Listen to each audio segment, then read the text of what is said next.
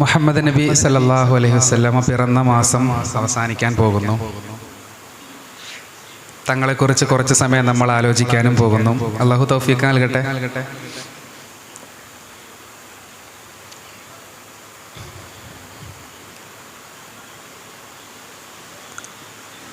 മുഹമ്മദ് നബി സല്ലല്ലാഹു അലൈഹി വസല്ലമ ഞാൻ ലളിതമായിട്ടേ സംസാരിക്കൂ. നബി സല്ലല്ലാഹു അലൈഹി വസല്ലമ അള്ളാഹുവിൻ്റെ റസൂലാണ് എന്ന കാര്യത്തിൽ നമുക്ക് തർക്കമില്ലല്ലോ. അതിൽ സംശയം ഉണ്ടെങ്കിൽ നമ്മളിപ്പോൾ അവിടെ വന്നിരിക്കില്ല, വാങ്ങ് കൊടുക്കുമ്പോൾ പള്ളിക്ക് വരില്ല. അതിൻ്റെ ഒന്നും ആവശ്യം ഉണ്ടായിരുന്നില്ല. നമുക്ക് കുറച്ച് ബോധ്യമുണ്ട്. 571 ആമിന അബ്ദുള്ള ദമ്പതികളുടെ പുത്രനായി ജനിച്ച വ്യക്തിത്വം അള്ളാഹുവിൻ്റെ ദൂതരാണ് എന്ന്. ഒന്നാമത്തെ ചോദ്യം ശരിക്കും അങ്ങനെ പ്രവാചകന്മാരെ അയക്കേണ്ടതുണ്ടോ എന്നതാണ്.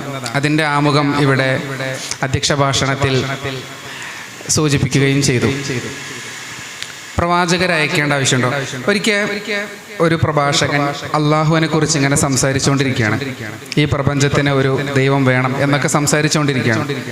ആ സമയത്ത് വിശ്വാസിയല്ലാത്ത ഒരാൾ എഴുന്നേറ്റ് നിന്നിട്ട് സംസാരം തടസ്സപ്പെടുത്തിയിട്ട് ഇദ്ദേഹത്തോട് ചോദിച്ചു, മനുഷ്യന് മാത്രമല്ലേ മതം ഉള്ളത്? മൃഗങ്ങൾക്കൊന്നും മതമില്ലല്ലോ. പൂച്ച പള്ളിയിൽ പോണില്ലല്ലോ, പട്ടി അമ്പലത്തിലും പോണില്ലല്ലോ. മനുഷ്യന് മാത്രം, അതും മനുഷ്യന്മാരുണ്ടാക്കിയ കുറച്ച് സംഗതികളാണ്. മൃഗങ്ങൾക്കൊന്നും ഇതില്ലാതെ ജീവിക്കാൻ പറ്റുന്നുണ്ടല്ലോ. അവർ മക്കളെ ഉൽപ്പാദിപ്പിക്കുന്നു, വീടുണ്ടാക്കുന്നു, ഭക്ഷണം കഴിക്കുന്നു, മരിക്കുന്നു, ഇതൊക്കെ അവർ ചെയ്യുന്നു. പിന്നെ മനുഷ്യന് മാത്രം എന്തിനു മതം എന്ന് ചോദിച്ചു. അപ്പം ഈ പ്രഭാഷകന് ആദ്യത്തിൽ ഉത്തരം കിട്ടിയില്ല. അപ്പം അയാൾ കുറച്ചു നേരം മിണ്ടാതെന്നു. ഉത്തരം കിട്ടിയില്ല, ഇപ്പം എന്താ ചെയ്യുക? അപ്പോൾ അയാൾക്ക് ദേഷ്യം വരാൻ തുടങ്ങി.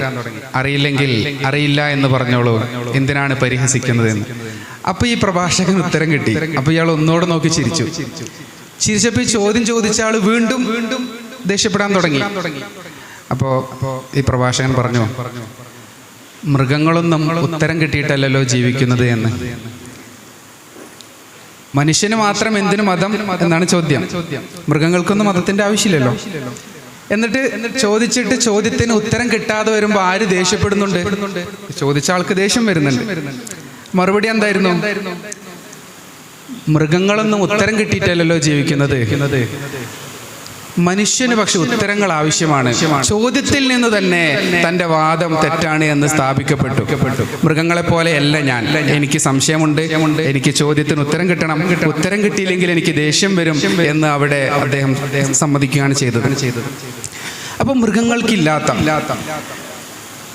മൃഗങ്ങൾ എത്ര ഈ ഭൂമിയിൽ ജീവിച്ചാലും ഈ പ്രപഞ്ചത്തെ നശിപ്പിക്കാൻ കഴിയില്ലല്ലോ.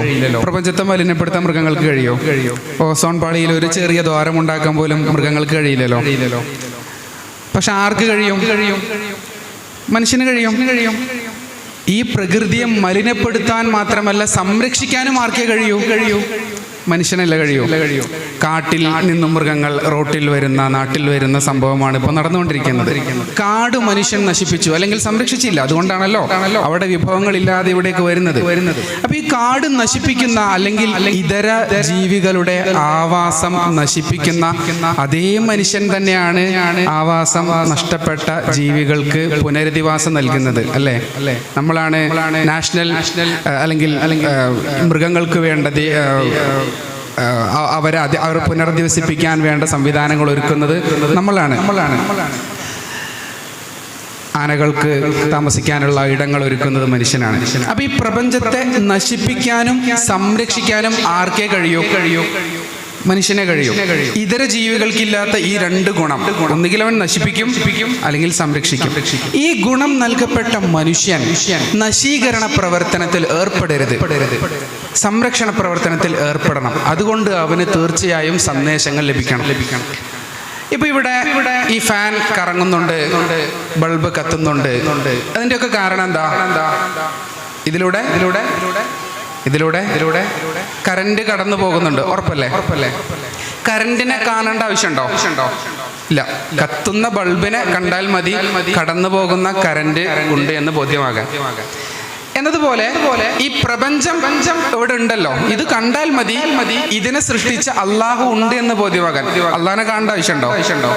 ഇല്ല, ബുദ്ധിയുള്ളവന് അതിന്റെ ആവശ്യമില്ലല്ലോ. പ്രപഞ്ചത്തെ കണ്ടാൽ മതി അള്ളാഹു ഉണ്ട് എന്ന് മനസ്സിലാകാം. അപ്പൊ മനുഷ്യന് മനസ്സിലാകും അള്ളാഹു ഉണ്ട് എന്ന് ബുദ്ധി കൊണ്ട് ചിന്തിച്ചാൽ മനുഷ്യന് സ്വാഭാവികമായിട്ട് മനസ്സിലാവും. ഇത് തനി ഉണ്ടാവില്ലെന്ന് ഏത് മനുഷ്യനും ബോധ്യമാകും. പക്ഷേ ആ അള്ളാഹു എങ്ങനെയാണ് എന്ന് ബുദ്ധി കൊണ്ട് മനസ്സിലാവോ? അള്ളാഹു എങ്ങനെയാണ് എന്ന് ബുദ്ധി കൊണ്ട് മനസ്സിലാവില്ല. ആ അള്ളാഹുവിനെ തൃപ്തിപ്പെടുത്താൻ എന്തു ചെയ്യണമെന്ന് ബുദ്ധി കൊണ്ട് മനസ്സിലാവില്ല. അപ്പൊ മനുഷ്യൻ എന്ത് ചെയ്യും? അള്ളാഹ് ഉണ്ട് എന്ന് ബുദ്ധി കൊണ്ട് മനസ്സിലായി. പക്ഷെ അള്ളാഹ് എങ്ങനെയാണെന്ന് അറിയണില്ല, അള്ളാഹ് ആരാണെന്ന് അറിയണില്ല, അള്ളാഹിനെ എങ്ങനെ തൃപ്തിപ്പെടുത്തണം എന്നും അറിയണില്ല. അപ്പൊ മനുഷ്യൻ എന്ത് ചെയ്യും? അവൻ കാണുന്നതിനെയൊക്കെ ദൈവമായി ആരാധിക്കും. അവൻ കാണുന്ന പോലെയൊക്കെ ആരാധിക്കും. നരബലി വരെ മനുഷ്യന്മാർ പ്രാക്ടീസ് ചെയ്തിട്ടുണ്ട്. കാരണം എന്താ? ഈ ദൈവത്തെ എങ്ങനെ തൃപ്തിപ്പെടുത്തണമെന്ന് അറിയില്ല. അപ്പൊ എന്ത് ചെയ്യും? നരബലി വരെ മനുഷ്യൻ ചെയ്യും. അപ്പൊ ബുദ്ധി കൊണ്ട് അള്ളാഹു ഉണ്ട് എന്ന് മനസ്സിലായി. പക്ഷെ ഈ അള്ളാഹു ആരാണ് എന്ന് പറഞ്ഞു തരാൻ ബുദ്ധിക്ക് കഴിയില്ല. അള്ളാഹുവിനെ എങ്ങനെ തൃപ്തിപ്പെടുത്തണം എന്ന് പറയാനും ബുദ്ധിക്ക് കഴിയില്ല. അത് മനുഷ്യനെ കൂടുതൽ അപകടകാരിയാക്കും. അപ്പോൾ അള്ളാഹു അറിയിച്ചു കൊടുത്തു പ്രവാചകന്മാരിലൂടെ, അള്ളാഹു ഇതാണ്, അള്ളാഹുവിനെ തൃപ്തിപ്പെടുത്തേണ്ടത് ഇങ്ങനെയാണ്. ഞാൻ എപ്പോഴും പറയാറുണ്ട്, തൗഹീദ് മനസ്സിലാകാൻ, അള്ളാഹു ഏകൻ, അള്ളാഹുവിനെ മനസ്സിലാക്കാൻ ഷിർക്ക് മാത്രം പഠിച്ചാൽ മതി. ഷിർക്ക് പഠിച്ച് എന്ത് മനസ്സിലാവും? തൗഹീദ് മനസ്സിലാവും. ഷിർക്കിന്റെ ഭാഗമായി ആളുകൾ ആരാധിക്കുന്ന കുറെ സാധനങ്ങളുണ്ടല്ലോ, അതിൻ്റെ വിശേഷണങ്ങൾ പഠിച്ചാൽ തന്നെ അള്ളാഹിനെ മനസ്സിലാവും. ഉദാഹരണത്തിൽ ആരാധിക്കപ്പെടുന്ന ഒന്നാണ് പാമ്പ് ആരാധിക്കപ്പെടുന്നു. വ്യത്യസ്ത ഗോത്രങ്ങളിൽ, വ്യത്യസ്ത ഭൂഖണ്ഡങ്ങളിൽ പാമ്പ് ആരാധിക്കപ്പെട്ടിട്ടുണ്ട്. അപ്പൊ പാമ്പിന്റെ ഏത് ഗുണമാണ് ആരാധിക്കപ്പെടാനുള്ള കാരണം? പാമ്പിന് നമുക്കൊക്കെ എന്താണ്? പേടിയാണ് അല്ലേ? പാമ്പ് നമുക്ക് ഉപദ്രവം നൽകുന്നുണ്ട്. അപ്പൊ ഉപദ്രവം നൽകുന്നു എന്നതാണ് പാമ്പിനെ തൃപ്തിപ്പെടുത്താൻ മനുഷ്യൻ ശ്രമിക്കാനുള്ള കാരണം. അള്ളാഹുവിൻ്റെ മനോഹരമായ നാമങ്ങളിൽ ഒന്ന് ലാർ എന്നാണ്. നമുക്ക് ഉപദ്രവം നൽകുന്നത് ആരാ? എന്താ പറയാൻ മടി? അള്ളാഹുവാണ്. ആരാ കോവിഡ് കൊണ്ടുവന്നത്? അള്ളാഹുവാണ്. ചില ആൾക്കാർ ഇങ്ങനെ പറയും, കോവിഡ് വന്നപ്പോ, പ്രളയം വന്നപ്പോ അള്ളാഹുവിന് എന്തുകൊണ്ടത് തടഞ്ഞു നിർത്താൻ കഴിയില്ല. അപ്പൊ ഇവരുടെ വിചാരം ഈ പ്രളയം കൊണ്ടുവന്നത് ഇബ്ലീസും പടച്ചവനത് ഇങ്ങനെ തടഞ്ഞു നിർത്താൻ വേണ്ടി ശ്രമിച്ചിട്ട് കഴിയാതെ പോയതാണെന്ന്. അങ്ങനെയല്ലല്ലോ. പ്രളയം കൊണ്ടുവന്നത് ആരെന്നെയാണ്? ജീവിപ്പിക്കുന്നവനും മരിപ്പിക്കുന്നവനും ആരെന്നെ? രോഗം നൽകുന്നവനും ശമിപ്പിക്കുന്നവനും ആരെന്നെ? കാരണം ഇത് ദുനിയാവാണ്, ഇത് സ്വർഗ്ഗമല്ലല്ലോ. ഇനി സ്വർഗ്ഗം എന്നുള്ളൊരു ലോകമുണ്ട്, അവിടെ ഒരു ബുദ്ധിമുട്ടുണ്ടാവില്ല, അത് അള്ളാഹ്ക്ക് പറ്റും. പക്ഷെ ഇത് ദുനിയാവാണ്.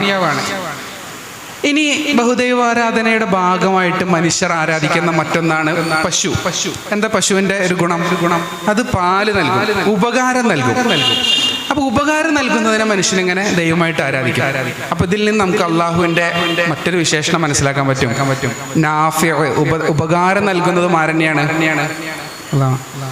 ആനയെ മനുഷ്യൻ ദൈവമായിട്ട് ആരാധിക്കുന്നുണ്ടല്ലോ പല സങ്കല്പങ്ങളിലും. ആനയുടെ പ്രത്യേകത എന്താ? ആന വലിയ ആളാണ് അല്ലേ? ഭയങ്കര വലിപ്പുള്ള ആളാണ്, ഭയങ്കര കഴിവും ശക്തിയൊക്കെ ഉള്ള ആളാണ്. അപ്പൊ ശക്തനാകണം ദൈവം എന്ന് എന്നാ ഞാൻ ചോദിക്കട്ടെ, സദസ്സ് ആരാ പറയാ? കല്ലിനെ മനുഷ്യൻ ദൈവമായിട്ട് ആരാധിക്കുന്നുണ്ടല്ലോ. എന്താ കല്ലിന്റെ പ്രത്യേകത? ശക്തിയാണോ? സ്ട്രെങ്ത് അല്ല. പറഞ്ഞതിലുണ്ട്, ആരോ പറയുകയും ചെയ്തു. കാഠിന്യവുമല്ല, അതിന്റെ ഭാഗമാണ്. കല്ലൊരു 10,000 കൊല്ലം കഴിഞ്ഞാലും എങ്ങനെ തന്നെ ഉണ്ടാവും ഏകദേശം. മാറ്റമില്ലാതെ ഇരിക്കുക എന്നുള്ളത് കല്ലിന്റെ ഒരു പ്രത്യേകതയാണല്ലോ. അതിൽ നമ്മൾ കല്ലിൽ കൊത്തിവെക്കുന്നത്, മീസാൻ കല്ലിൽ കൊത്തിവെക്കുന്നതല്ലേ, അടുത്ത തലമുറയ്ക്കും കാണണം. A4 ഷീറ്റിൽ എഴുതി വെച്ചാലേ നടക്കുമല്ലോ, അടുത്ത മഴയത്ത്. അപ്പോൾ മാറ്റമില്ലാത്തവനാകണം അള്ളാഹു. ഞാൻ പറഞ്ഞു വന്നത് ബുദ്ധി കൊണ്ട് ബോധ്യവും ഈ വിശേഷണങ്ങളൊക്കെ അള്ളാഹ്ക്ക് വേണമെന്ന്. പക്ഷെ ഇത് പ്രവാചകൻ പറഞ്ഞു തന്നില്ലെങ്കിലോ? ഈ വിശേഷണങ്ങളുള്ള വസ്തുക്കളെയൊക്കെ മനുഷ്യൻ എന്തായിട്ട് ആരാധിക്കും? ദൈവമായിട്ട് ആരാധിക്കും. അപ്പൊ അവിടെ അള്ളാഹു തിരഞ്ഞെടുക്കപ്പെട്ട മനുഷ്യരിലൂടെ അറിയിച്ചു തരൽ നിർബന്ധമായി. അത് അള്ളാഹുവിന്റെ വലിയൊരു അനുഗ്രഹമല്ലേ? അല്ലെങ്കിൽ നമുക്ക് ഒറ്റയ്ക്ക് കണ്ടെത്താൻ പറ്റുമോ? ഇപ്പൊ നമുക്ക് ഇവിടെ നിന്ന് ഒരു 100 കിലോമീറ്റർ യാത്ര ചെയ്യണമെന്ന് വിചാരിക്കും. നമ്മൾ നടന്നെത്തുമ്പോൾ കുറേ സമയം എടുക്കും, വഴി തെറ്റും. അപ്പൊ അള്ളാഹു ഒരു വാഹനം നമുക്ക് തന്നു, എന്നിട്ട് ഗൂഗിൾ മാപ്പും തന്നു. നമുക്ക് ഭയങ്കര സൗകര്യമായില്ലേ? മാപ്പ് ഇടുന്നു, വണ്ടി ഓടിക്കുന്നു, 2 മണിക്കൂർ കൊണ്ട് എത്തുന്നു. എന്നതുപോലെയാണ് പ്രവാചകന്മാർ. നമുക്ക് ഒറ്റയ്ക്ക് വഴി കണ്ടെത്താൻ കഴിയില്ല, നടന്നെത്തുകയുമില്ല. പ്രവാചകന്മാരെ അയച്ചു. ഇനി എളുപ്പം സഞ്ചരിക്കാം, വഴി തെറ്റാതെ സഞ്ചരിക്കാം. അപ്പൊ അള്ളാഹുവിന്റെ വലിയൊരു നിഅമത്താണ് പ്രവാചകന്മാരെ നിയോഗിച്ചത്. ഞാനൊരു ചോദ്യം ചോദിക്കാം. ശ്രീബുദ്ധൻ എന്ന് കേട്ടിട്ടുണ്ടോ? കേട്ടിട്ടുണ്ട്. ശ്രീബുദ്ധൻ നബിയാണോ? അല്ല എന്ന് പറയണമെങ്കിൽ അല്ല എന്നുള്ളതിന്റെ തെളിവ് പറയണം. ആണെന്ന് പറയണമെങ്കിൽ ആണെന്നുള്ളതിന്റെ തെളിവ് പറയണം. ശ്രീബുദ്ധൻ നബിയാണോ? എന്താ പോട്ടെ. കേരളത്തിന്റെ മുഖ്യമന്ത്രി ശ്രീ പിണറായി വിജയൻ, അദ്ദേഹം നബിയാണോ? അല്ല. എന്താ കാരണം? ഒറ്റ കാരണമേ ഉള്ളൂ. എന്താ കാരണം? ഇനി ഒരു നബി വരില്ല. മുഹമ്മദ് നബി അവസാനത്തെ പ്രവാചകനാണ്. അവസാനത്തെ പ്രവാചകൻ വന്നാൽ പിന്നെ നബി വരുമോ? ഇപ്പൊ ഞാൻ ചോദിക്കുകയാണ്, ഇവിടെ ഏറ്റവും പ്രായം കുറവുള്ള ആളാരാണെന്ന് ചോദിച്ചു. അപ്പൊ ഒരു കുട്ടി എഴുന്നേറ്റ് വന്നു. എന്നിട്ട് പിന്നെ എനിക്ക് ചോദിക്കാൻ പറ്റുമോ ഈ കുട്ടിയേക്കാൾ പ്രായം കുറവ് ആരാണെന്ന്? പറ്റില്ലല്ലോ. അവസാനത്തെ ആളുടെ ശേഷം വേറെ ആളുണ്ടാവില്ലല്ലോ. അപ്പൊ മുഹമ്മദ് നബി സല്ലല്ലാഹു അലൈഹി വസല്ലമ അവസാനത്തെ നബിയാണ് അല്ലേ നമ്മുടെ വിശ്വാസം. ഖാദിയാനി പോട്ടെ. പക്ഷെ മുഹമ്മദ് നബിക്ക് മുൻപ് സല്ലല്ലാഹു അലൈഹി വസല്ലം നബിമാർക്ക് വരാലോ. ശ്രീബുദ്ധൻ നബി സല്ലല്ലാഹു അലൈഹി വസല്ലമക്ക് മുൻപല്ലേ? ശ്രീബുദ്ധൻ നബിയാണോ? ശ്രീബുദ്ധൻ നബി ആണ് വിചാരിക്കും. നമുക്ക് എന്തെങ്കിലും പ്രശ്നമുണ്ടോ? 1.25 ലക്ഷം നബിമാർ വന്നേക്കണോ? അതിലിപ്പോ ഒരാൾ ശ്രീബുദ്ധൻ, നമുക്ക് എന്തെങ്കിലും പ്രശ്നമുണ്ടോ? പക്ഷെ ആണ് എന്ന് പറയാനുള്ള തെളിവ് ആർക്കില്ല? നമുക്കില്ല. അല്ല എന്ന് പറയാൻ പറ്റുമോ? അല്ല എന്ന് പറയാനുള്ള തെളിവില്ല. ആവാം, ആവാതിരിക്കാം, അറിയില്ല. ഫിർഔൻ നബിയാണോ? അല്ല. എന്താ കാരണം? ഫിർഔൻ നബി അല്ല എന്നുള്ളതിന് നമുക്ക് തെളിവുണ്ട്. ഫിർഔൻ പ്രവാചകനെ നിഷേധിച്ച വ്യക്തിയാണ് എന്നതിന് ഖുർആനിൽ തെളിവുണ്ട്. അപ്പോൾ ഇത് ഭയങ്കര തമാശയാണ് ശ്രീബുദ്ധൻ്റെ കാര്യം. ചില ആളുകൾ ദുർവ്യാഖ്യാനം ചെയ്തിട്ട് ശ്രീബുദ്ധൻ നബിയാണ് എന്ന് വാദിക്കുന്നുണ്ട്. അത് നമ്മൾ ബാധിക്കില്ല കേട്ടോ. നബിയാണ് എന്ന് മാത്രമല്ല, ഖുർആനിൽ പേരെടുത്ത് പറഞ്ഞ 25 നബിമാരിൽ ഒരാൾ ശ്രീബുദ്ധനാണ് എന്ന് വാദിച്ചിട്ടുണ്ട്. അത് ഏത് പ്രവാചകന്റെ പേരിനോട് ചേർത്തിട്ടായിരിക്കും? ആരാ പറയാ? ശ്രീബുദ്ധൻ എന്ന് സാമ്യമുള്ള പേരേതാ? ദുൽകിഫൽ എന്ന് കേട്ടിട്ടുണ്ടോ? ഒരു നബിയുടെ പേര്, ഖുർആനിലുള്ള ഒരു നബിയുടെ പേരാണ് ദുൽകിഫൽ. നമുക്ക് ചരിത്രം വ്യക്തമായിട്ട് അറിയില്ല, പേര് മാത്രമേ അറിയൂ. ഈ അറബി ഭാഷയിൽ ദുൽ എന്ന് ചേർത്തിട്ട് ഒരു കാര്യം പറയുകയാണെങ്കിൽ അതിന്റെ ആൾ എന്നാണ് അർത്ഥം. ദുൽ ഔത്താദ്, ആണികളുടെ ആൾ, ഫിർഔൻ. അപ്പൊ ദുൽകിഫൽ എന്ന് പറഞ്ഞാൽ കിഫിലിന്റെ ആൾ. ഇപ്പൊ ഇത് തൊടുപുഴയല്ല, തൊടുപുഴക്കാരൻ എന്നൊക്കെ പറയണ പോലെ. അപ്പൊ കിഫൽ എന്താ? അപ്പൊ ഇത് ശരിയല്ല കേട്ടോ, ദുർവ്യാഖ്യാനാണ്, തമാശക്ക് പറയാണ്. അപ്പൊ കിഫിൽ എന്നാൽ ഇവര് പറഞ്ഞു കിഫിൽ എന്നാൽ കപിലവസ്തുവാണ്. അപ്പൊ ദുൽകിഫൽ ആരായി? കപിലവസ്തുവിൽ ജനിച്ച ഗൗതമൻ എന്ന സിദ്ധാർത്ഥൻ എന്ന ശ്രീബുദ്ധനായി എന്ന് അവകാശപ്പെടുന്നവരുണ്ട്. പക്ഷെ ശരിയാണെന്നും തെറ്റാണെന്നും നമുക്ക് പറയാൻ പറ്റില്ല. ഖാദിയാനി എന്ന് കേട്ടിട്ടുണ്ട്. കേൾക്കാത്തവരൊന്ന് കൈവെക്കോ? കുട്ടികൾ കേട്ടിട്ടുണ്ടാവില്ല. ചങ്ങായി ഈ അടുത്ത കാലത്ത് ജീവിച്ച ആളാ പഞ്ചാബില്. ആളെന്താ പറഞ്ഞേ? ആള് നബിയാന്ന് പറഞ്ഞു. നമ്മൾ ആരെങ്കിലും പരിശോധിച്ച അയാളുടെ ജീവിതം ഇല്ലല്ലോ. ആള് നബിയാന്ന് പറഞ്ഞപ്പോ തന്നെ നമ്മൾ എന്ത് ചെയ്തു? നിഷേധിച്ചു. കാരണം എന്താ? അവസാനത്തെ നബി വന്നു, ഇനി നബി വരുമോ? ഇനി വരൂല. എന്നാ ഞാൻ ചോദിക്കട്ടെ, മഹ്ശറിൽ പോയിട്ടേ നമ്മുടെ സഹോദര സമുദായത്തിൽപ്പെട്ട ആളുകൾ, ഇപ്പൊ ക്രിസ്ത്യൻ ആയിട്ടുള്ള ആളുകൾ പഠിച്ചോനത്ത് പറയാണ്, പഠിച്ചോനെ ഞാൻ വിചാരിച്ചു ഈസാ നബിയാണ് ലാസ്റ്റത്തെ നബിന്ന്. അതുകൊണ്ട് തന്നെ മക്കയിൽ 6-ാം നൂറ്റാണ്ടിൽ ജനിച്ച് 7-ാം നൂറ്റാണ്ടിൽ പ്രവാചകത്വം വാദിച്ച മുഹമ്മദ് നബി സത്യപ്രവാചകനല്ല, വ്യാജ പ്രവാചകനാണ് എന്നാണ് ഞാൻ വിശ്വസിച്ചത്. കാരണം ഈസാ നബി ലാസ്റ്റത്തെ നബി ആണെങ്കിൽ പിന്നെ യഥാർത്ഥ നബി വരില്ലല്ലോ. അങ്ങനെ പറഞ്ഞാൽ പഠിച്ചോൻ എന്തെങ്കിലും മറുപടി പറയാനുണ്ടാവോ? ഉണ്ടാവില്ലല്ലോ.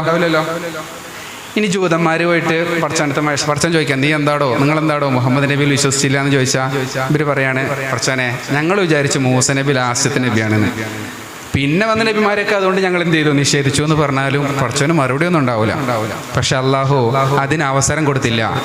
അതിന് അവസരം കൊടുക്കാതിരിക്കാൻ മുൻപ് കടന്നുപോയ എല്ലാ നബിമാരെ കൊണ്ട് ഒരു കാര്യം പറയിച്ചു. എന്താ അറിയോ? ഇനി ശേഷം ഒരു നബി വരാൻ പോകുന്നുണ്ട് എന്ന്. ഒരിക്കലും മൂസാ നബിയുടെ കാലത്ത് നബി സല്ലല്ലാഹു അലൈഹി വസല്ലം വരുമോ?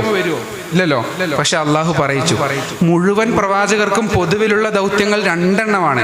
അള്ളാഹുവിനെ കുറിച്ച് പറയൽ, അന്ത്യനാളിനെ കുറിച്ച് ഓർമ്മപ്പെടുത്തൽ. പക്ഷെ മുഹമ്മദ് നബി സല്ലല്ലാഹു അലൈഹി വസല്ലം അല്ലാത്ത മുഴുവൻ പ്രവാചകർക്കും ഒരു ദൗത്യം കൂടി ഉണ്ടായിരുന്നു. അതെന്തായിരുന്നു? ഇങ്ങനെ ഒരു നബി കാലാന്ത്യത്തിൽ വരുമെന്ന അറിയിപ്പ് നടത്തൽ. തൊട്ട് മുൻപ് വന്ന പ്രവാചകൻ ഈസ നബി അല്ലേ? തൊട്ട് മുമ്പ് ഈസ നബി അലൈഹിസ്സലാം അതു തന്റെ ജനതയെ അറിയിച്ച വാർത്ത ഖുർആൻ സാക്ഷ്യപ്പെടുത്തുകയും ചെയ്തു. മുബശ്ശിറൻ ബിറസൂലിൻ യഅതി മിൻ ബഅദി ഇസ്മുഹു അഹ്മദ്. അഹ്മദ് എന്ന പേരുള്ള ഒരു നബി എനിക്ക് ശേഷം വരാനുണ്ട് എന്ന് സുവിശേഷം അറിയിക്കലിന്റെ നിയോഗ ലക്ഷ്യങ്ങളിൽ പ്രധാനമാണ് എന്ന് ഈസ നബി അലൈഹിസ്സലാം പറയുകയും ചെയ്തു. അപ്പോൾ മുഹമ്മദ് നബി വെറും ഒരു നബിയാണ് എന്നല്ല നമ്മുടെ വിശ്വാസം. അന്ത്യപ്രവാചകനാണ് എന്നുള്ളതാണ്, അല്ലേ? അവസാനത്തെ നബിയാണ്. ഇത് റസൂലുള്ളാഹിന്റെ സവിശേഷതകൾ പരിശോധിച്ചാൽ നമുക്ക് ബോധ്യമാവുന്ന കാര്യമാണ്. അത് ആരെങ്കിലും അവസാനം ചോദ്യോത്തരത്തിൽ ചോദിക്കാൻ വേണ്ടി അവിടെ വിട്ടുതരുന്നു. അപ്പോൾ മുഹമ്മദ് നബി സല്ലല്ലാഹു അലൈഹി വസല്ലമ അന്ത്യപ്രവാചകനാണ് എന്ന് നമ്മൾ പറഞ്ഞു. ഇത് എങ്ങനെ മറ്റൊരാൾക്ക് ബോധ്യപ്പെടുത്തി കൊടുക്കും? ചില ആൾക്കാർക്ക് വേണേൽ പറഞ്ഞൂടെ ശരിക്കും പ്രവാചകനൊന്നല്ല, വ്യാജമായി വാദിച്ചാണ് ആൾക്കാർക്ക് ആരോപിച്ചൂടെ? ഇങ്ങനെ റസൂലുള്ളാഹിക്കെതിരെ വിമർശനങ്ങൾ വരാനുള്ളൊരു കാരണമുണ്ട്. അതുകൂടെ നമ്മൾ മനസ്സിലാക്കണം കേട്ടോ. കുരിശ് യുദ്ധങ്ങൾ എന്ന് കേട്ടിട്ടുണ്ടോ? കുരിശ് യുദ്ധങ്ങൾ വ്യാപകമായി കുറേ നടന്നു. പിന്നെ അതിൻ്റെ അവസാനം ഇരുപക്ഷത്തും കുറേ പ്രയാസങ്ങൾ നേരിട്ട് കുറേ കെടുതികൾ സംഭവിച്ചു. സ്വാഭാവികമായിട്ട് പിന്നെ യുദ്ധങ്ങൾ ഇല്ലാതായി മാറി. എന്നാൽ ഇസ്ലാമിക സാമ്രാജ്യങ്ങൾ ഇങ്ങനെ വളരുന്നു, ഈ സന്ദേശങ്ങൾ ഇങ്ങനെ വ്യാപിക്കുന്നു. പിന്നെ അവർ ശ്രമിച്ചത് പ്രവാചകനെ കുറിച്ച് അവർക്കിടയിൽ മോശമായ വാർത്തകൾ പ്രചരിപ്പിക്കാനാണ്. റസൂലുള്ളാഹിനെ കുറിച്ച് അവർക്കിടയിൽ ഗോത്ര ദൈവത്തെ ആരാധിച്ച വ്യക്തി, മനുഷ്യന്മാരെ കൊന്നു തിന്ന വ്യക്തി, ഇങ്ങനെയൊക്കെയാണ് അവർക്കിടയിൽ പ്രവാചകനെ പരിചയപ്പെടുത്തുന്നത്. ഖുർആനിന്റെ ആദ്യത്തെ പരിഭാഷ തയ്യാറാക്കുന്നത് വരെ അവരാണ്. റസൂലുള്ളാഹിനെ മോശമാക്കിയിട്ട് ചിത്രീകരിക്കാൻ. അങ്ങനെ ഇന്ന് നമ്മൾ കാരണം ഒരു ജനത അവർക്ക് റസൂലുള്ളാഹിനെ കുറിച്ച് ഒന്നും അറിയില്ല. ആദ്യമായിട്ട് കാണുന്നത് ഇങ്ങനെയാണെങ്കിൽ പിന്നെ അവർക്ക് സത്യം മനസ്സിലാക്കാൻ കഴിയോ? ആദ്യമായിട്ട് റസൂലുള്ളാഹിനെ കുറിച്ച് കേൾക്കണതിന് എന്താ? മനുഷ്യന്മാരെ കൊന്നു തിന്ന ആൾ, ശവത്തെ ഭോഗിച്ച വ്യക്തി, മഅദല്ലാഹ്. ഇങ്ങനെയൊക്കെയാണ് അവർ എഴുതി വിട്ടത്. എന്നാൽ പിന്നീട് ഈ ഓറിയന്റലിസ്റ്റുകൾക്കിടയിൽ നിന്ന് തന്നെ സത്യം മനസ്സിലാക്കിയ ഒരുപാട്, കാരൻ ആംസ്ട്രോങ്ങിനെ പോലെയുള്ള ഒരുപാട് ആളുകൾ ഇത് തെറ്റാണെന്ന് പറയുകയും പ്രവാചകന്റെ യഥാർത്ഥ സന്ദേശം അവർക്കിടയിൽ പരിചയപ്പെടുത്തുകയും ചെയ്തതോടുകൂടി ഒരുപാട് ആളുകൾ ഇസ്ലാമിലേക്ക് കടന്നു വരാൻ തുടങ്ങി. അപ്പോൾ റസൂലുള്ളാഹിക്കെതിരെ ഈ ദുരാരോപണങ്ങൾ ഇവർ പണ്ട് ഉന്നയിച്ചിട്ടുണ്ട്. കാരണം അവർക്കൊരു കാര്യം മനസ്സിലായി, മുസ്ലിമിൻ്റെ വിശ്വാസത്തിൻ്റെ അടിസ്ഥാനം മുഹമ്മദ് നബി സല്ലല്ലാഹു അലൈഹി വസല്ലം അള്ളാഹിൻ്റെ റസൂലാണ് എന്നതാണ് എന്ന് അവർക്ക് മനസ്സിലായി. ആദ്യം അവർ പറഞ്ഞു റസൂലുള്ളാഹി സ്വല്ലല്ലാഹു അലൈഹി വസല്ലം കളവ് പറയുകയാണ് എന്ന് അക്കാലത്തെ ആരും പറഞ്ഞിട്ടില്ല. ഏറ്റവും വലിയ സത്യനിഷേധി ആരാന്നറിയോ? ലോകം കണ്ട ഏറ്റവും വലിയ സത്യനിഷേധി ആരാ? ഫിർഔനല്ല, ഫിർഔനേക്കാളും വലിയ സത്യനിഷേധിയായ ഒരാളുണ്ട്. അബൂജഹലാണ് ഏറ്റവും വലിയ. റസൂൽ പറഞ്ഞിട്ടുണ്ട് ഫിർഔനി അശദ്ദു മിൻ ഫിർഔനി മൂസ. അത് മനുഷ്യന്മാരുടെ കൂട്ടത്തില്. എന്നാൽ മൊത്തം പരിഗണിക്കുമ്പോൾ ഇബ്ലീസ് ആയിരിക്കുമല്ലോ, അല്ലേ? ഇബ്ലീസ് കാഫിറല്ലേ, സത്യനിഷേധിയല്ലേ? പക്ഷെ ഇബ്ലീസിന് അല്ലാഹ് ഉണ്ട് എന്ന് സംശയമുണ്ടോ? ഇബ്ലീസിന് അല്ലാഹ് ഉണ്ടെന്ന് സംശയമില്ല എന്ന് മാത്രമല്ല, ഖുർആന് ഖത്തം തീർക്കുമ്പോൾ നമ്മൾ 2 വട്ടം പറയണം. എന്താ അറിയോ? ഇബ്ലീസ് പറയണ ഒരു കാര്യം, ഇന്നി അഖാഫുല്ലാഹ റബ്ബൽ ആലമീൻ, എനിക്ക് പടച്ചവനെ ഭയങ്കര പേടിയാണ് എന്ന് ആര് പറയുന്നുണ്ട്? ഇബ്ലീസ് പറയുന്നതായിട്ട് ഖുർആനിൽ എത്ര തവണ ഉണ്ട്? അല്ലാഹ് ഉണ്ട് എന്ന് നമ്മളെക്കാളും ഉറപ്പായിരിക്കാ ഇബ്ലീസിനാണ്. എന്നിട്ട് ഇബ്ലീസ് ആരായി മാറി? സത്യനിഷേധിയായി മാറി. എന്താ കാരണം? ഒറ്റ കാരണമേ ഉള്ളൂ. ആദം നബി അലൈഹി സ്വലാം അള്ളാന്റെ പ്രവാചകനാണെന്ന് ആർക്കറിയാം? ഇബ്ലീസിന് അറിയില്ലേ? പക്ഷെ എന്താ പറ്റിയത്? സുജൂദ്, മലക്കുകൾ ആദം നബിക്ക് സുജൂദ് ചെയ്തതിൽ ആർക്ക് പ്രശ്നമില്ല? ഇബ്ലീസിന് പ്രശ്നം. പക്ഷെ തീയോണ്ട് സൃഷ്ടിക്കപ്പെട്ട മണ്ണുകൊണ്ട് സൃഷ്ടിക്കപ്പെട്ട ആദമിന് എന്ത് ചെയ്യാൻ പറ്റില്ല? സുജൂദ് ചെയ്യാൻ പറ്റില്ല. ഇതേ പ്രശ്നമാണ് അബൂജഹലിനും. ഒരിക്കൽ അബൂജഹൽ എന്ന് പറഞ്ഞ പേര് കേട്ടാൽ നമുക്ക് തോന്നുന്നു അയാൾ ഭയങ്കര മണ്ടനാണെന്ന്. അബൂജഹൽ മണ്ടനൊന്നല്ല, ഭയങ്കര ബുദ്ധിയുള്ള ആളാ. അബൂജഹലിന്റെ പേര് അബുൽ ഹക്കം എന്നായിരുന്നു, ബുദ്ധിയുള്ള ആളെന്നാണ്. അംർ ഇബ്നു ഹിഷാം എന്നാണ് ശരിക്കും പേര്. അബൂജഹലിന്റെ അടുത്തൊരു അടുപ്പുള്ള ഒരാൾ പോയിട്ട് ചോദിച്ചു, അബൂജഹലെ ഇപ്പൊ ഞാനും നീ മാത്രമേ ഇവിടെ ഉള്ളൂ, വേറെ ആരുമില്ല, സത്യം പറഞ്ഞോ, മുഹമ്മദ് നബിയാണോ എന്ന് ചോദിച്ചു. അപ്പൊ അബൂജഹൽ പറയാണ്, വല്ലാഹ് ഇന്നി അഅലമു ഇന്നഹു നബിയ്യുൻ, എനിക്ക് ഉറപ്പാണ്, എനിക്കറിയാം മുഹമ്മദ് ആരാണ് സല്ലല്ലാഹു അലൈഹി വസല്ലം, നബിയാണ് എന്ന് എനിക്കറിയാം. പിന്നെ എന്തുകൊണ്ട് സത്യമാണെന്ന് ബോധ്യമായിട്ട് നിഷേധിക്കുമ്പോഴല്ലേ സത്യനിഷേധിയാവൂ? പിന്നെ എന്തുകൊണ്ടാണ് നിഷേധിക്കുന്നത്? പിന്നെ നിഷേധിക്കുന്നത് ഈ മക്കയിലെ കഅബയുടെ സൂക്ഷിപ്പും തീർത്ഥാടകർക്ക് വെള്ളം കൊടുക്കാനുള്ള അവകാശവും ഇനി ഒരു യുദ്ധം വരികയാണെങ്കിൽ അതിൽ കൊടി പിടിക്കാനുള്ള പതാകവാഹകരാകാനുള്ള അവകാശവും ഒക്കെ അബ്ദുമനാഫിന്റെ കുടുംബത്തിനാണ്, മുഹമ്മദ് നബിയുടെ കുടുംബത്തിനാണ്. ഇനി നുബുവത്ത് മുഹമ്മദ് നബിയുടെ കുടുംബത്തിന് പോയാൽ ഖുറൈശികളിലെ ബഹുമാനപ്പെട്ട എന്നെ പോലുള്ള ആൾക്കാർക്കൊക്കെ പിന്നെ എന്താ ഒരു വില ഉണ്ടാവുക? ഇബ്ലീസിന്റെ അതേ ന്യായം തന്നെ. തീയോണ്ട് സൃഷ്ടിക്കപ്പെട്ട ആദരണീയനായ ഞാൻ ഇവിടെ ഉള്ളപ്പോ മണ്ണുകൊണ്ട് സൃഷ്ടിക്കപ്പെട്ട ആൾക്ക് ഇത് കൊടുക്കാൻ സുജൂദ് ചെയ്യാൻ പറ്റില്ലല്ലോ എന്നുള്ള പോലെ. ഇത് വിശുദ്ധ ഖുർആനിലൊരു വചനമുണ്ട്, ഇന്നഹും ലാ യുകദ്ദിബൂനക വലാകിന്ന ദ്ദാലിമീന ബിആയാതില്ലാഹി യജ്ഹദൂൻ. ഇന്നഹും ലാ യുകദ്ദിബൂനക, നബിയേ അങ്ങയെ അല്ല അവർ നിഷേധിക്കുന്നത്. They are not denying you. അങ്ങയെ അവർക്ക് അറിയാം, അങ്ങ് നുണ പറയില്ലെന്ന് അവർക്ക് അറിയാം, അങ്ങ് സത്യസന്ധനാണെന്ന് അവർക്ക് അറിയാം. പക്ഷേ അള്ളാഹുവിന്റെ സന്ദേശങ്ങളെ അടയാളങ്ങളെയാണ് അവർക്ക് അംഗീകരിക്കാൻ കഴിയാത്തത്. അപ്പൊ മുഹമ്മദ് നബി സല്ലല്ലാഹു അലൈഹി വസല്ലം ജീവിച്ച സമകാലീനർക്ക് ബോധ്യമാണ് ഇത് അള്ളാഹുവിന്റെ റസൂലാണ് എന്ന്. വിശ്വാസികൾക്ക് മാത്രമല്ല ശത്രുക്കൾക്ക് ബോധ്യമാണ്. എന്തുകൊണ്ടാണ് ജൂതന്മാർ മുഹമ്മദ് നബിയിൽ അന്ന് വിശ്വസിക്കാതിരുന്നത്? അവർക്ക് ഉറപ്പാണ് ഇത് അള്ളാന്റെ റസൂലാണ്, കാരണം അവരുടെ വേദങ്ങളിൽ സൂചന ഉണ്ട്. അതുകൊണ്ടല്ലേ ബഹീറ പറഞ്ഞത് 12-ാം വയസ്സിൽ സിറിയയിലേക്കുള്ള കച്ചവട യാത്രയിൽ അബൂ താലിബിനോട് ഇത് നബിയാകാൻ സാധ്യതയുണ്ട്, ജൂതന്മാരുടെ കണ്ണിൽ പെടാതെ സൂക്ഷിക്കണമെന്ന്. അത് അബൂ താലിബും വിശ്വസിച്ചു. അബൂ താലിബ് വിശ്വാസിയാണോ അല്ലയോ എന്നതിൽ പണ്ഡിതർക്കിടയിൽ ചർച്ച ഉണ്ട്. വിശ്വാസിയാണ് എന്ന് സ്ഥിരപ്പെടുത്തിയ ആളുകളുണ്ട്. അതുകൊണ്ടാണ് പിന്നീട് കച്ചവട യാത്രയ്ക്ക് വിടാതിരുന്നത്. പിന്നെ റസൂലുള്ളാഹിന്റെ ഇഷ്ടപ്രകാരമാണ് 25-ാം വയസ്സിൽ രണ്ടാമത് പോകുന്നത്. അപ്പൊ ജൂതന്മാരുടെയും പ്രശ്നം തന്നെയായിരുന്നു. അള്ളാഹു തെരഞ്ഞെടുത്ത ബഹുമാനപ്പെട്ട ഞങ്ങൾ ജൂതന്മാർ ഇവിടെ ഉള്ളപ്പോ അറബികളിൽ പെട്ട ആളെ അള്ളാഹു എന്തിനാ തെരഞ്ഞെടുത്തത് എന്നുള്ളതാണ് അവരുടെയും പ്രശ്നം. ഖദീജ ബീവിക്ക് റസൂലുള്ളാഹ് നബി ആകുമെന്ന് മുമ്പേ അറിയായിരുന്നു. കാരണം എന്താ, ഖദീജ ബീവിയുടെ എളാപ്പാന്റെ മോനാണ് ആര്? വറഖത്ത് ഇബ്നു നൗഫൽ, കസിനാണ്, വേദപണ്ഡിതനാണ്. വറഖത്ത് ഇബ്നു നൗഫലിന്റെ അടുത്ത് നിന്ന് ഖദീജ ബീവി മനസ്സിലാക്കിയിട്ടുണ്ട് നബി ആകാൻ പോകുന്ന, മക്കയിൽ അങ്ങനെ ഒരു അന്ത്യപ്രവാചകൻ നിയോഗിതനാകാൻ പോകുന്നുണ്ട് എന്ന് മനസ്സിലാക്കി. ഖദീജ ബീവി ഇങ്ങനെ നോക്കിയപ്പോൾ മുഹമ്മദ് നബി അല്ലാത്ത വേറൊരു കാൻഡിഡേറ്റിനെ കാണാനില്ല. അപ്പൊ അത് പടച്ചോൻ കൊടുക്കണമെങ്കിൽ ഒരു മാന്യനായ ഒരാൾക്കല്ലേ കൊടുക്കുക. അപ്പൊ അവർക്കിടയിൽ ഏറ്റവും പറ്റിയ ആള് നബിയാണ്. അങ്ങനെ ഖദീജ ബീവിക്ക് കല്യാണത്തിന് ആഗ്രഹമൊന്നും ഉണ്ടായിരുന്നില്ല. മുമ്പ് വിവാഹങ്ങൾ കുറെ കഴിഞ്ഞതാണ്, മക്കൾ കുറെ ഉണ്ട്.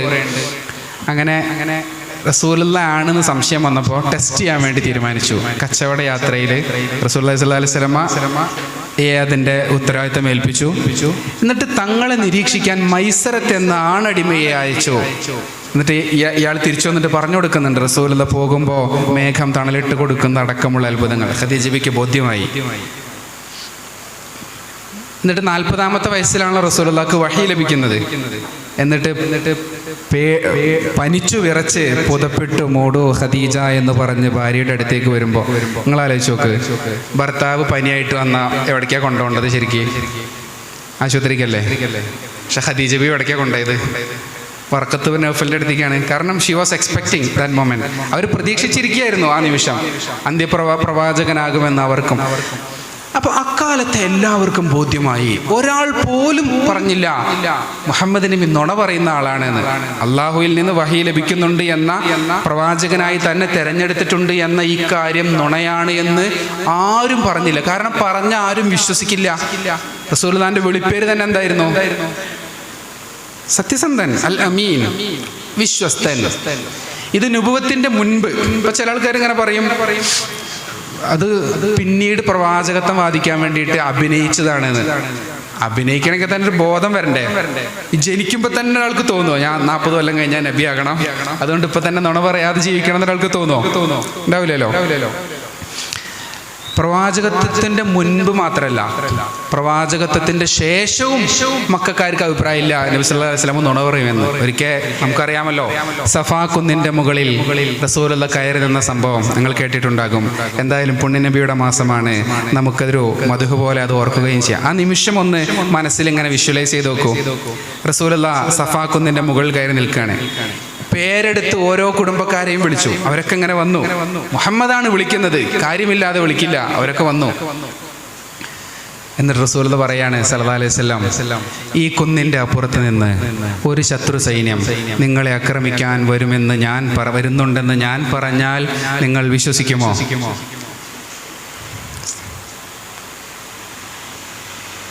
നിങ്ങൾ വിശ്വസിക്കുമോ? എന്തായിരുന്നു അവരുടെ മറുപടി?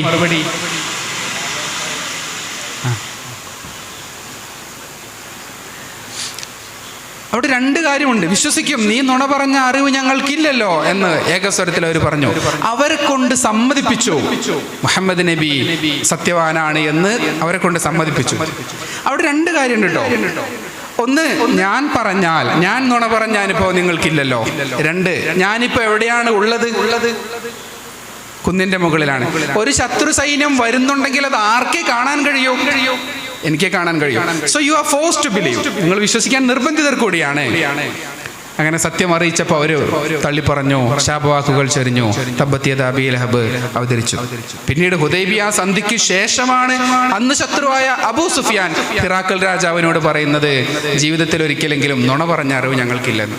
അപ്പൊ മുഹമ്മദ് നബി സല്ലല്ലാഹു അലൈഹി വസല്ലം അള്ളാന്റെ റസൂലാവാതെ തരമില്ലെന്ന് നമുക്ക് നിശ്ചയം ബോധ്യമാകും. അതിൽ സംശയത്തിന് യാതൊരു സാധ്യതയുമില്ല. ഒരിക്കൽ ഹംസ സോഴ്സിസ് അദ്ദേഹം തൻ്റെ കൂട്ടുകാരന് റസൂലുള്ളാഹിനെ കുറിച്ച് സല്ലല്ലാഹു അലൈഹി വസല്ലം ഇങ്ങനെ പരിചയപ്പെടുത്തി കൊടുത്തു. റസൂലുള്ളാഹിന്റെ റിസാലത്തിന്റെ തെളിവുകളൊക്കെ ഇങ്ങനെ പറഞ്ഞു കൊടുത്തു. എന്നിട്ട് ചോദിച്ചു, ഡു യു ബിലീവ്? വിശ്വസിക്കുമോ നീ സഹോദര എന്ന് ചോദിച്ചു. അപ്പോൾ ആൾ പറഞ്ഞു, ഞാൻ വിശ്വസിക്കുന്നില്ല എന്ന് പറഞ്ഞു. അപ്പോൾ ഹംസ സോഴ്സിസ് പറഞ്ഞു, ഓക്കെ, പ്രശ്നമില്ലേ, നോ പ്രോബ്ലം. നീ ഇപ്പോൾ നിൻ്റെ അമ്മയെ ഒന്ന് ഫോൺ വിളിക്കണം. എന്നിട്ട് അമ്മയോട് പറയണം, അമ്മേ, നിങ്ങളാണ് എന്നെ പ്രസവിച്ചത് എന്ന് ഞാൻ വിശ്വസിക്കുന്നില്ല. കാരണം അതിനേക്കാൾ തെളിവുള്ള ഒരു യാഥാർത്ഥ്യത്തെ ഞാൻ നിഷേധിച്ചു. അതുകൊണ്ട് ഇത് വിശ്വസിക്കാനുള്ള അർഹത എനിക്കില്ല എന്ന് നീ വിളിച്ചു പറയണം. അപ്പോൾ ആൾ ചിന്തിച്ചു. ഞാൻ ചോദിക്കുകയാണ്, നമ്മളെ പ്രസവിച്ചത് നമ്മുടെ ഉമ്മയാണ് എന്നതിൻ്റെ തെളിവെന്താ? നമ്മളെ പ്രസവിച്ചത് നമ്മുടെ ഉമ്മയാണ് എന്നതിൻ്റെ തെളിവെന്താ? എന്താ തെളിവെന്ന് പറഞ്ഞു നോക്ക്. കൊടുക്കണോ? ലെഫ്റ്റ് ക്ലിയർ അല്ല, നമുക്ക് തുടരാം. എന്താണ് തെളിവ്? നമ്മെ പ്രസവിച്ചത് നമ്മുടെ ഉമ്മയാണെന്നുള്ളതിൻ്റെ. ഉമ്മ പറഞ്ഞത് തെളിവല്ല. കാരണം ഒരാൾ സാക്ഷിയായിട്ട് പരിഗണിക്കണമെങ്കിൽ ഒന്നുകിൽ ഉമ്മ അസഹ്യമായ വേദന സഹിക്കുകയാണ്, അല്ലെങ്കിൽ സിസേറിയൻ ആണെങ്കിൽ ബോധം കെടുത്തി എടുക്കുകയാണ്. കാണാത്ത ആള് പറഞ്ഞാൽ സാക്ഷിമൊഴിയാവോ? ബോധമില്ലാത്ത ആള് പറഞ്ഞ അള്ളാഹു നമ്മുടെ മാതാപിതാക്കൾക്ക് ആഫിയത്തോടുള്ള ദീർഘായുസ്സ് തരട്ടെ, ആമീൻ. അപ്പൊ ഉമ്മാന്റെ സാക്ഷിമൊഴി പരിഗണിക്കില്ല. കാരണം ഉമ്മ കണ്ടിട്ടില്ലല്ലോ. പ്രസവിക്കുന്ന രംഗം ആര് കണ്ടിട്ടില്ല? ഉമ്മ കണ്ടിട്ടില്ല. അപ്പൊ നമ്മളെ പ്രസവിച്ചത് നമ്മുടെ ഉമ്മയാണെന്നുള്ളതിന്റെ തെളിവെന്താ? തെളിവുണ്ട് കേട്ടോ, ഞാൻ അവസാനം പറയും. ഉമ്മയാണെന്നുള്ളതിന്റെ തെളിവെന്താ? വാപ്പ പറഞ്ഞ തെളിവല്ല. വാപ്പ ലേബർ റൂമിന്റെ പുറത്ത് ടെൻഷൻ അടിച്ച് നടക്കുകയാണ്, എങ്ങനെ ബില്ലടയ്ക്കണം എന്ന് വിചാരിച്ചിട്ട്. വാപ്പയും കണ്ടിട്ടില്ല. ആരാ കണ്ടത്? നമ്മളെ പ്രസവിച്ചത് നമ്മുടെ ഉമ്മയാണെന്നുള്ളതിന് തെളിവില്ല.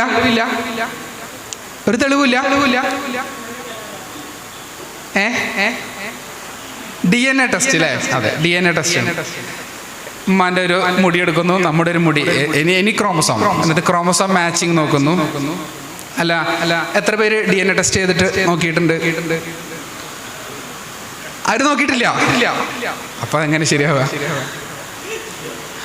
അപ്പം നമുക്ക് ആർക്കും ഒരു തെളിവില്ല നമ്മളെ പ്രസവിച്ചത് ഉമ്മയാണ് എന്നുള്ളതിന്. നമ്മളെ പ്രസവിച്ചത് നമ്മുടെ ഉമ്മയാണ് എന്നുള്ളതിന്റെ തെളിവില്ല.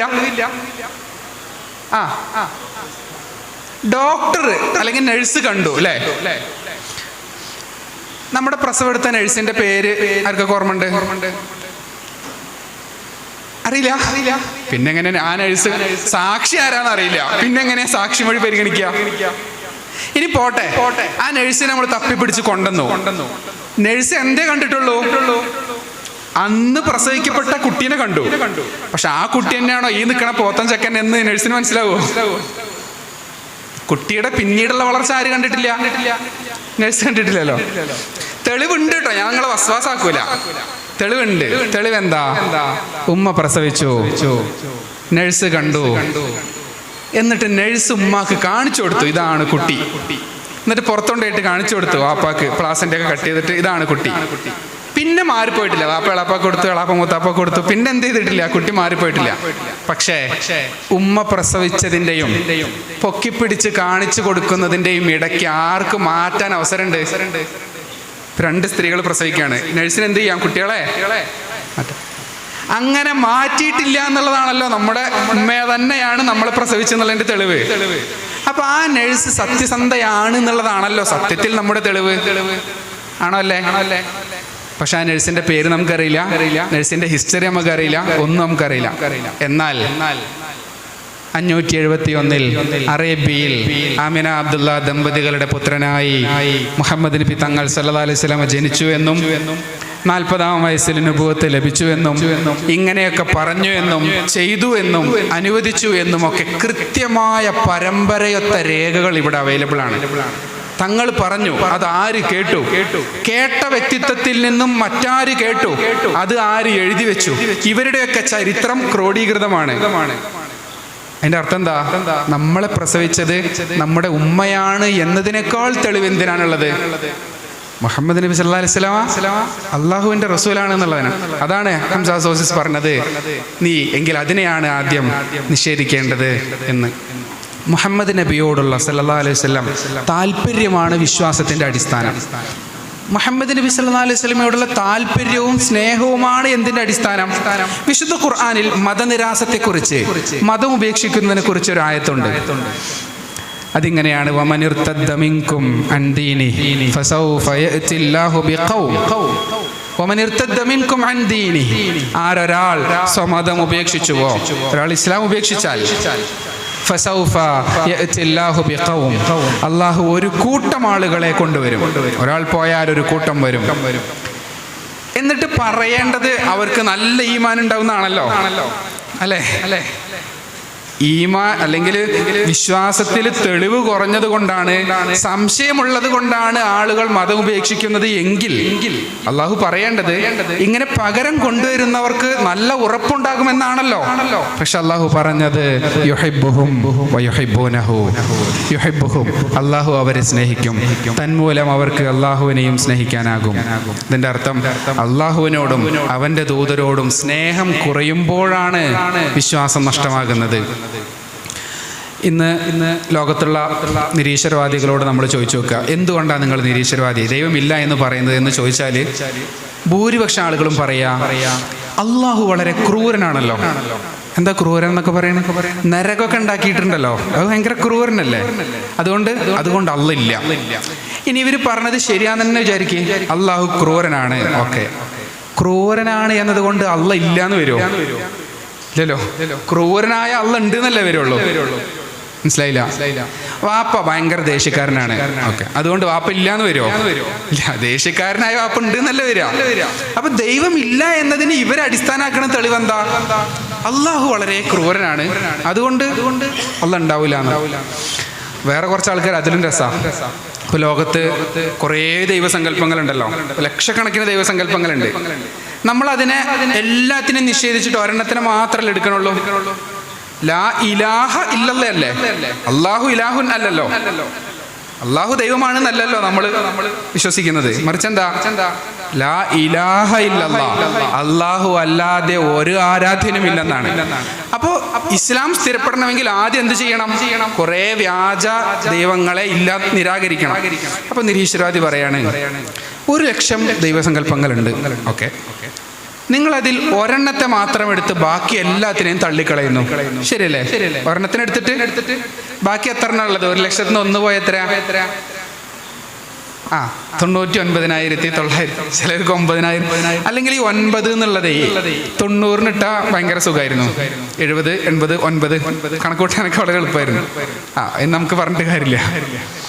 അപ്പോ 1,00,000 ദൈവസങ്കല്പങ്ങളിൽ നിന്നും 99,999 എണ്ണത്തെയും നിങ്ങൾ തള്ളിക്കളഞ്ഞു. എന്നിട്ട് അള്ളാഹുവിനെ മാത്രം തിരഞ്ഞെടുത്തു. ഞങ്ങൾ ആ ഒരെണ്ണത്തെ കൂടി നിഷേധിച്ചു. മനസ്സിലായോ? 1,00,000 ഉണ്ടായിരുന്നു, 99,999 നിങ്ങൾ നിഷേധിച്ചില്ലേ? ഓക്കെ, നിഷേധിച്ചു. എന്നിട്ട് ഒരെണ്ണത്തെ എടുത്തില്ലേ? ഞങ്ങൾ ആ ഒരെണ്ണത്തെയും നിഷേധിച്ചു. അപ്പൊ നമ്മൾ ഒരേപോലെ അല്ലേ? ഇതേതുപോലെയാ? 2 പേർക്ക് അവരുടെ പിതാവ് ആരാണെന്ന് അറിയില്ല. അങ്ങനെ സംശയം ഉള്ള ഒരു 100 പേരെ കൊണ്ടുവന്നിട്ട് DNA ടെസ്റ്റ് നടത്തി. അപ്പോൾ ഒരാളെ കിട്ടി. അപ്പോൾ ഇയാൾ പറഞ്ഞു, എൻ്റെ പിതാവിനെ കിട്ടി കേട്ടോ. അപ്പൊ മറ്റവൻ, നീ 100 പേരിൽ നിന്ന് ഒരാൾ മാത്രം തിരഞ്ഞെടുത്ത് 99 പേരെയും തള്ളിക്കളഞ്ഞു. ഞാനാ ഒരാളെ കൂടി തള്ളിക്കളഞ്ഞു. എന്നിട്ട് ഞാനൊരു തന്തയില്ലാത്തവനാണ് എന്ന് പറയുന്നു. ഇതുപോലെയാണല്ലോ, താനുണ്ടല്ലോ എങ്കിൽ തന്തയുണ്ടാകുമല്ലോ, പ്രപഞ്ചം ഇവിടെ ഉണ്ടല്ലോ എങ്കിൽ അള്ളാഹു ഉണ്ടാകുമല്ലോ. അപ്പോൾ മതം ഉപേക്ഷിക്കുന്ന ആളുകളുടെ കാരണം ഒരിക്കലും അവർക്ക് ദൈവമില്ല എന്ന് ബുദ്ധി കൊണ്ട് ബോധ്യമായിട്ടോ മുഹമ്മദ് നബി സല്ലല്ലാഹു അലൈഹി വസല്ലം അള്ളാഹിന്റെ റസൂലല്ല എന്ന് മനസ്സിലായിട്ടോ ഒന്നുമല്ല, മറിച്ച് വൈകാരികമായ കാരണങ്ങൾ. അത് ചോദിച്ചാൽ ഭയങ്കര രസമാവും. പക്ഷെ ഇതൊരു പുറത്ത് പറയുമ്പോൾ എന്താ പറയാ, പുറത്ത് പറയുമ്പോൾ ബ്രഹ്മാണ്ഡമായ സംശയങ്ങളൊക്കെ പറയാം. ഞാൻ ഒറ്റ ഉദാഹരണം പറഞ്ഞ് സംശയ നിവാരണത്തിന് വേണ്ടിയുള്ള കുറച്ച് കാര്യങ്ങൾ കൂടി പറഞ്ഞ് നമുക്ക് നിസ്കാരത്തിന് പിരിയാം. പരിചയത്തിലുള്ള ഒരു കൗൺസിലറുടെ അടുത്തേക്ക് മതം ഉപേക്ഷിച്ചു, ഭയങ്കര സംശയങ്ങളും വിമർശനങ്ങളൊക്കെയാണ്, വീട്ടിലൊക്കെ ഭയങ്കര പ്രശ്നമാണ് എന്ന് പറഞ്ഞിട്ട് ഒരു കുട്ടിയെ കൊണ്ടുവന്നു. അപ്പോൾ ഈ കുട്ടിയുടെ അടുത്ത് ചോദിച്ചു, മോനെ എന്താ നിന്റെ പ്രശ്നം എന്ന് ചോദിച്ചപ്പോൾ കുട്ടി കുറേ സംശയങ്ങൾ. എന്താ റസൂലുള്ളാഹി സ്വല്ലല്ലാഹു അലൈഹി വസല്ലം ആയിഷ ബീവിനെ ചെറിയ പ്രായത്തിൽ കല്യാണം കഴിച്ചത് എന്ന് തുടങ്ങി കുറേ സംശയങ്ങൾ. അപ്പോൾ അതൊക്കെ കേട്ട് നിന്നിട്ട് ഈ കൗൺസിലർ അവസാനം പറഞ്ഞു, നീ പറഞ്ഞൊക്കെ ഞാൻ കേട്ടു, ഇനി സത്യം പറ, എന്താ നിന്റെ പ്രശ്നം എന്ന് വെച്ചാൽ. അപ്പോൾ ഇവൻ്റെ പ്രശ്നം എന്താ വെച്ചാൽ ഇവനൊരു നോൺ മുസ്ലിം ആയ ഒരു പെൺകുട്ടിയോട് ഭയങ്കര പ്രണയമുണ്ട്. അപ്പോൾ ഇവളെ കല്യാണം കഴിക്കൽ ഇവന് നിർബന്ധമായി. അപ്പോൾ ഇവളെ ഇസ്ലാമിലേക്ക് ക്ഷണിച്ചു. അപ്പോൾ അവൾ വരാൻ റെഡിയല്ല. അപ്പം ഇനി ഇപ്പം എന്ത് ചെയ്യണം, ഇനി ഇസ്ലാം ഉപേക്ഷിച്ചിട്ട് ആ മതത്തിലേക്ക് പോകണം. ഇസ്ലാം ഉപേക്ഷിച്ച് മറ്റൊരു മതത്തിലേക്ക് പോകുന്നതിനേക്കാൾ നല്ലതെന്താ, ആദ്യം ഇസ്ലാം അങ്ങോട്ട് ഉപേക്ഷിക്കുക, നിരീശ്വരവാദി ആവുക. നിരീശ്വരവാദിക്ക് ഇവൻ ആരും കല്യാണം കഴിക്കാലോ. ഇവൻ്റെ അടുത്ത് നമ്മൾ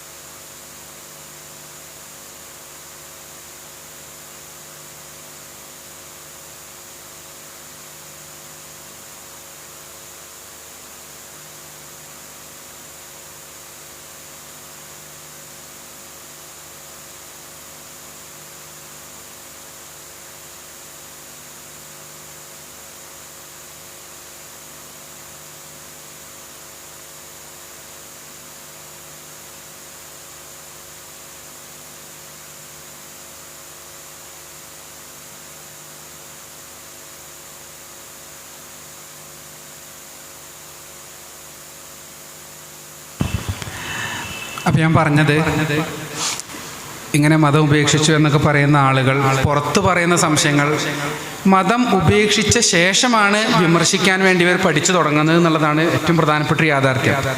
അപ്പം നമ്മൾ കഷ്ടപ്പെട്ട് അവരങ്ങനെ വല്ല ചോദ്യങ്ങളൊക്കെ ചോദിക്കുമ്പോൾ അതിന് മറുപടി പറയാൻ ശ്രമിച്ചതുകൊണ്ട് കാര്യം ഉണ്ടാവുമോ? ഒരു ചോദ്യത്തിന് മറുപടി കിട്ടിയാൽ അവർ അടുത്ത ചോദ്യത്തിലേക്ക് പോകും എന്ന് മാത്രം. അപ്പോൾ മുഹമ്മദ് നബി സല്ലല്ലാഹു അലൈഹി വസല്ലമയോടുള്ള താല്പര്യം നഷ്ടപ്പെടുന്നതാണ് വിശ്വാസം നഷ്ടമാകുന്നതിൻ്റെ പ്രധാനപ്പെട്ട കാരണം. എങ്കിൽ നമ്മൾ ചെയ്തു കൊടുക്കേണ്ടത്, പുതിയ തലമുറയിലെ കുട്ടികൾക്ക് പകർന്നു കൊടുക്കേണ്ടത് നബി സല്ലല്ലാഹു അലൈഹി വസല്ലമയോടുള്ള താല്പര്യം വർദ്ധിപ്പിക്കലാണ്, വിശ്വാസം ഉറപ്പിക്കലാണ്. ഈ അടുത്തൊരു ബെൽജിയംകാരിയായ പെൺകുട്ടി ഇസ്ലാം സ്വീകരിക്കാനുണ്ടായ അവരുടെ അനുഭവം തുറന്നു പറഞ്ഞത് വളരെയേറെ സ്വാധീനിച്ചു. അവർ പറയാണ്, നമുക്കറിയാം റസൂലുള്ളാഹി സ്വല്ലല്ലാഹു അലൈഹി വസല്ലമ ഹിജറ പോകുന്ന രാത്രി അല്ലേ, ഹിജറ പോകുന്ന രാത്രിയുടെ പ്രത്യേകത എന്താ? ശത്രുക്കൾ വധിക്കാൻ വേണ്ടി വീട് വളഞ്ഞ രാത്രി. ഇനി ഒരു ദിവസം പോലും മക്കത്ത് നിൽക്കാൻ കഴിയില്ല. ആ ഘട്ടത്തിലാണ് തങ്ങൾ പോകുന്നത്. ശത്രുക്കൾ വധിക്കാൻ വീട് വളഞ്ഞ രാത്രി കണ്ണുവെട്ടിച്ച് പോകുന്നു. പിന്നാലെ വധിക്കാൻ സുറാഖ വരുന്നു, ഇനാം മോഹിച്ചുകൊണ്ട്.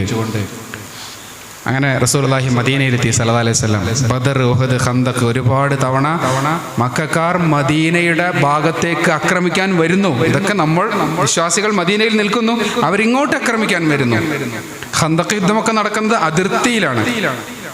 അങ്ങനെ റസൂലുള്ളാഹിനെ വധിക്കാൻ പരമാവധി ശ്രമിക്കുന്നു. ചില യഹൂദ ഗോത്രങ്ങൾ തങ്ങൾക്കിടയിലെ പ്രശ്നം പരിഹരിക്കാൻ മധ്യസ്ഥനായി റസൂലുള്ളാഹിനെ ക്ഷണിക്കുന്നു. എന്നിട്ട് ചതിച്ചു കൊല്ലാൻ പദ്ധതിയിടുന്നു. റസൂലുള്ളാഹി സ്വല്ലല്ലാഹു അലൈഹി വസല്ലം വഹയിന്റെ അറിവ് മൂലം അവിടെ നിന്ന് രക്ഷപ്പെടുന്നു. കഴിക്കുന്ന ഭക്ഷണത്തിൽ ആട്ടിറച്ചിയിൽ വിഷം ചേർത്ത് കൊല്ലാൻ ശ്രമിക്കുന്നു. അങ്ങനെ തങ്ങളെ വധിക്കാൻ വേണ്ടി ഇങ്ങനെ ശ്രമം നടക്കുന്ന സമയത്ത് സഹാബത്ത് റസൂലുള്ളാഹിക്ക് പ്രൊട്ടക്ഷൻ കൊടുക്കുമായിരുന്നു. റസൂലുള്ളാഹിക്ക് സഹാബത്ത് പ്രൊട്ടക്ഷൻ, സെക്യൂരിറ്റി കൊടുക്കുമായിരുന്നു. റസൂലുള്ളാഹി ഉറങ്ങുകയാണെങ്കിലും പുറത്ത് ആരെങ്കിലും കാവൽ നിൽക്കുമായിരുന്നു.